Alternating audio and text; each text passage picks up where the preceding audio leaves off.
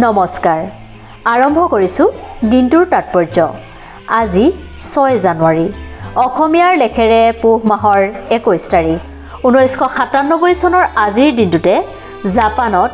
আন্তঃৰাষ্ট্ৰীয় জলবায়ু সন্মিলন আৰম্ভ হৈছিল 1967 চনৰ আজিৰ দিনটোতে অস্কাৰ বঁটা বিজয়ী ভাৰতীয় সংগীতজ্ঞ A.R. ৰহমানৰ জন্ম হৈছিল 1959 চনৰ আজিৰ দিনটোতে ভাৰতীয় ক্ৰিকেট দলৰ প্ৰাক্তন অধিনায়ক কপিল দেৱৰ জন্ম হৈছিল আজি ইৰাকৰ সশস্ত্ৰ বাহিনী দিৱস 1912 চনৰ আজিৰ দিনটোতে নিউ মেক্সিকো আমেৰিকা যুক্তৰাষ্ট্ৰৰ 47 নম্বৰ ৰাজ্য হিচাপে অন্তৰ্ভুক্ত হয় 1907 চনৰ আজিৰ দিনটোতে মাৰিয়া মণ্টেছৰিয়ে প্ৰথমখন স্কুল ইটালীৰ ৰোম চহৰত মুকলি কৰে